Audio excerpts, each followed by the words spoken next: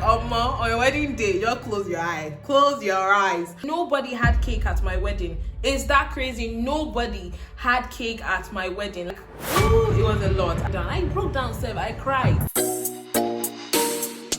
Hey guys, welcome back to the channel. So in this video, honestly, I don't know what to title this video, but I know I want to share like a bunch of things. First of all, I'll talk about some things I regret about my wedding.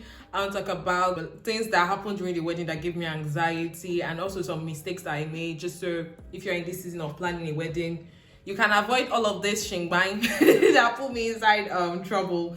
So yeah, okay, so before we get into this video, I want to talk to you about Lemonade Finance, okay? Lemonade Finance is an app that allows you to send money either from Canada or the UK down to Kenya, Ghana, Nigeria in a matter of minutes.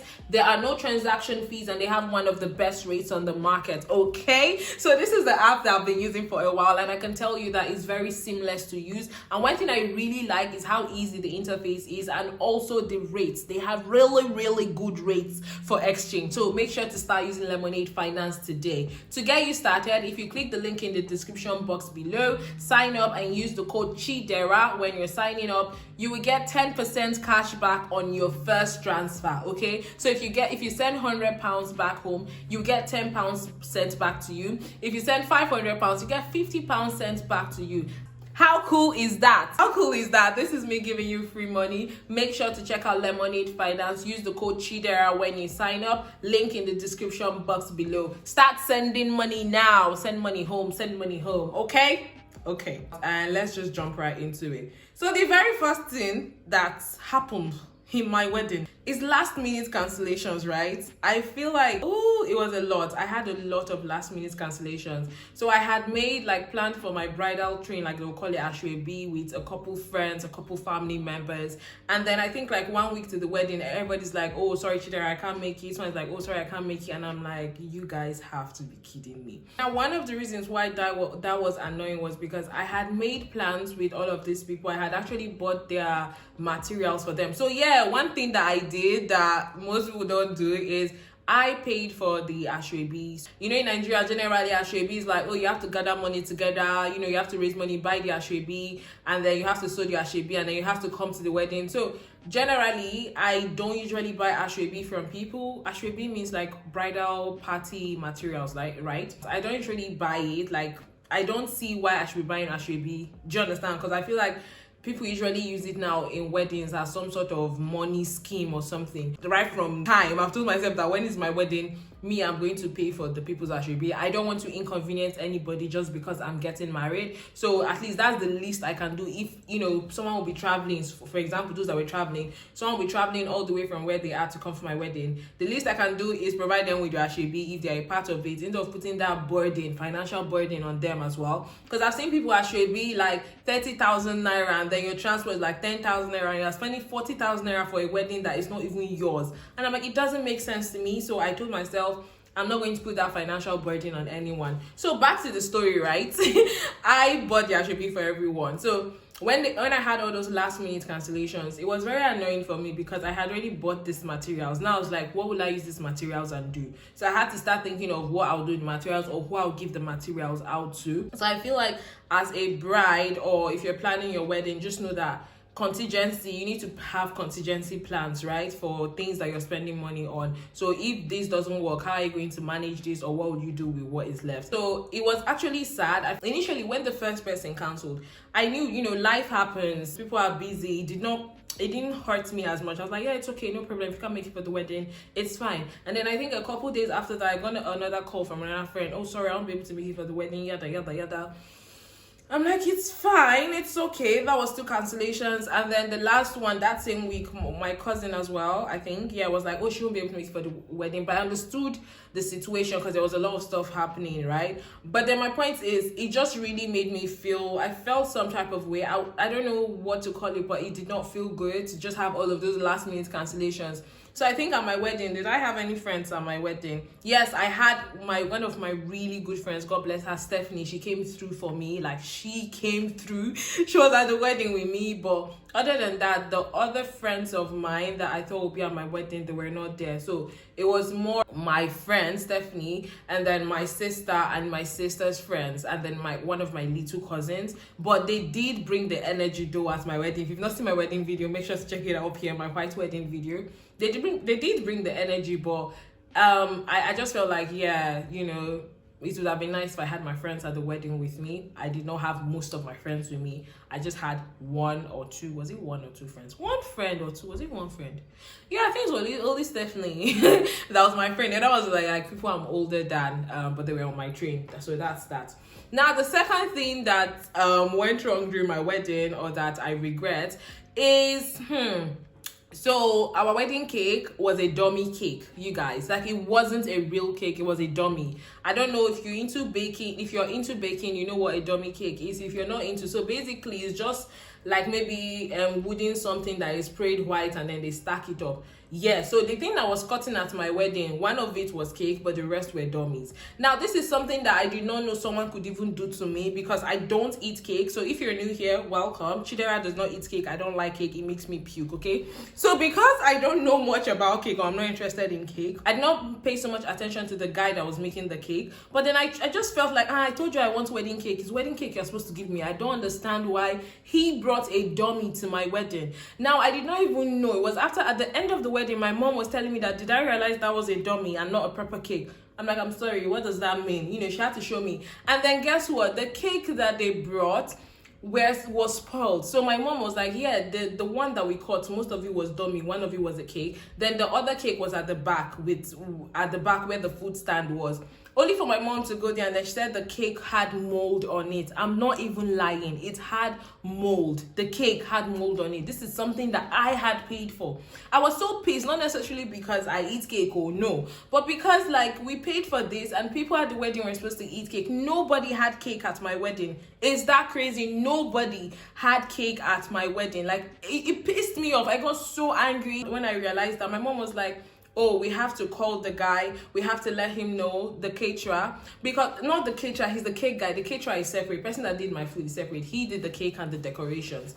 So, but the thing is, that night I had to pay all my vendors the part payment I was owing. So I paid everybody, even this cake guy. I had paid him before my mom had told me about this issue with the cake. So next thing, I called this guy. I'm like, hello sir, please, so the cake, what happened? Is my mother said it's a dummy. What happened? Why is it a dummy? I paid you for a cake. He was like, oh yeah, but that there was cake at the back. I was like, my mom said there was mold on the cake, yada yada. I explained to you, and he's like, oh sorry, that he did not actually do the cake, that he contracted the cake to someone else. I'm like, you have to be kidding me. So basically there was no risk management on your end. Like, I gave you cakes to do, you gave another person cake, and you did not inspect the cake or follow up on the cake process. And also on the day of the wedding, this guy did not come to the wedding venue. Like, he did not even know what was happening. And I'm just like, this, you have got to be kidding me. So I told him everything, and he's like, you know what, that he's sorry about it, and that he's going to make up for this cake wahala, that he's so sorry, that he's going to pay me back the money, that please I should just not ruin his business for him and all that. So he apologized, and I'm like, you know what, it's fine. I'm not going to mention your brand. I'm not going to publicize it negatively. I'm not going to give out this bad review and mention your company's name so you don't lose business. But I'm like, you need to do better on this and this. So ever since January till now, he's been on a payment plan. So every month he's paying me back money that we spent on the cake. Right, and he's been sticking to that. That's why I'm able to share about this. He's been sticking to that. He's been paying me back. I think he's almost done paying me back the money that we paid for the cake. So now that's that. Another thing that happened during my wedding time was that a day to the wedding, so the night before the wedding, the events, this same guy, he's the one that was doing the decor and the cake, he did not show up at the venue until 10 p.m. And this is a wedding that is supposed to start at 9 a.m. the next morning. A wedding was supposed to start at 10 a.m. the next morning. And at 10 p.m., decor had not started. I kept calling this guy. I'm like, hello, what's happening? You are not here. When are you going to come here and decorate the hall? How long? You know, decor is going to take a while. When are you going to do it? Like, don't worry, they'll come. This was what he kept saying to me right from 4 p.m., 6 p.m., 8 p.m., 10 p.m. I called. He was still telling me that they were still going to come. That they were going to come. Finally, they got there around past 11, and then they started doing the decoration. So it was such a last minute thing. The DJ came to set up, and he was like, "Oh, why is decor not set up?" Because he needs to see how the decor is to know where he's going to position his setup and everything. So that was something as well. So this brings me down to the next thing. One of the things I regret not having at my wedding is a wedding planner. Okay, so if I had someone who was in charge of everything on ground, I feel like it would have really reduced the stress on me. Now, if you watch one of our other videos, Jason was saying he told me to get a wedding planner, but I said I cannot remember that. All I know is that when we found out the price, we were both like, do we really need a wedding planner? But you guys, if you can afford a wedding planner and you're in a wedding planning season, please get it. It just takes a lot of stress out of you. Now, for example, if I had a wedding planner, this whole thing that I did with the decor guy the night before the wedding, like, I was so anxious. I'm like, oh my God, if these guys don't come through, how will my wedding venue be? Do you understand? So I was there like waiting for them to start doing the decor before I could go back to my room a night to my wedding. You definitely want to have an event planner if you can afford it. It helps. Even this whole thing about the dummy cake, if I had an event planner as well, this person would have been the one I'm going to vent to, and this person would have ensured quality control of all the services that were provided to me. So I did not have quality control, and it's also because I did not have an events person. Also, another thing, Jason, because I asked him, I was like, oh, what did you really regret about our whole wedding experience? She was like, there was nobody to tell people what to do. Also, I did not have ushers, wedding ushers. If you can get that, get wedding ushers, okay? To tell people where to sit, where to go to. Although some seats were reserved, but generally Jason was like, he would have preferred that there was more control on the ground. So people are like, there's someone that telling people, go here, sit here, like giving people their program of events, you know, food. For the sharing of food, my family was on top of it. Food went round quite all right, but like it would have been good if we had more ground or crowd control. So it would have been good if we had ushers as well at the wedding. So if you can afford that, get it. Honestly, I've learned a big lesson. Get it. All of these things, you know, sometimes you feel like these are just excesses. No, it actually makes life easier for you and help you have like a seamless wedding experience. Another thing I want to talk about here is that a night before the wedding, I think I've shared this before, my pastor called us and spoke to us about this marriage thing that we're about to enter into, and really re-emphasize how serious this thing is and how much of a big deal and how it's going to impact our lives, our destinies, stuff like that. And I feel like after the whole thing, that night, I couldn't sleep. I did not sleep. I think I did not sleep till like 2 a.m. or 3 a.m. because I was so anxious about a lot of things. I was anxious about the decoration going on. I was also anxious about this thing I'm trying to commit myself into, like this whole marriage thing. Am I sure I want to marry this man? Like, I really had a lot of self-reflection that night and just really thinking about life with Jason together. Is this something I really want to do? So I was sleepless for the most part, and I had so many other things my mind was on, like those that were traveling in for the wedding, you know, journey messages for them, stuff like that. So it was a very long night. I think Jason slept as soon as possible. With him, he was just, I don't know, he's able to sleep easily. I don't. So yeah, finally I slept, and then I woke up as early as 6 o'clock because I had to start doing my hair, my makeup, and all of that. So yeah, definitely had sleepless nights the day before because of major anxiety. What else?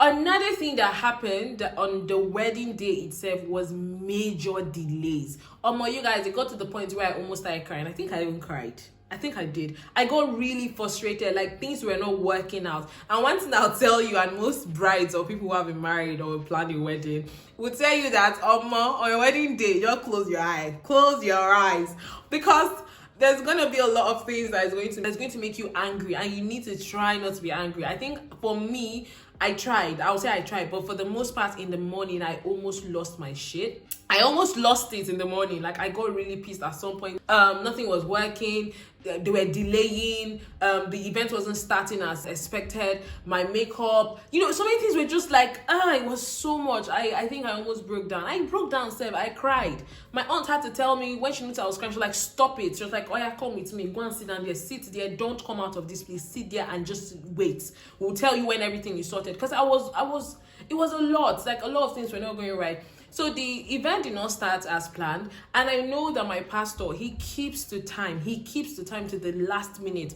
So when the event did not start on time, he was already at the hall, and it was like taking 10 minutes, 20 minutes, 15 minutes. Well, now like 30 minutes, event has not started, almost 45 minutes. My pastor was like, are you kidding me? So I got word that my pastor left the hall and was like, when we're ready, we should let him know. And in my head, I'm like, God help me. And also there were delays also with transportation. Like people that were supposed to come from my village, there was delays. My mom also had a delay coming from the house down to the venue. There was just a lot of chaos that morning. But as God we have it, everything worked out. The wedding eventually started, and I was able to pull myself together and show up at the hall. Because the wedding delayed, like the beginning, we did not have enough time for us to take pictures. So one of the things I regret is that Jason and I did not take a lot of pictures together as a couple. I think we only have like 4 or 5 pictures that we took together because we were in a hurry. So by the time we're now taking pictures, it was like, oh, everybody's there now, you need to enter the hall now. And we're like, oh, we're taking pictures. People have to come outside, like my uncles them had to come outside and be like, you have to go to the hall now. The wedding has started. People have been waiting. You have to go stop this photo session and everything. So it was like everything was rushed. We did not get enough time to take like proper pictures and really document our wedding the way we wanted to. We just had to swing with what we had shot at the moment and made it work. Okay, so that's about it. So these are some of the regrets, anxiety, and tips that I have for wedding planning and just how like my whole experience was. If you found this helpful, please do not forget to give this video a thumbs up, leave a comment down below as well, and let me know what you think. If you know anyone in a wedding planning season, share this video with them. Okay, please ignore my nails. Okay, I know it looks tacky. I'm going to take it off soon. So till next time guys, thank you so much for watching. Bye.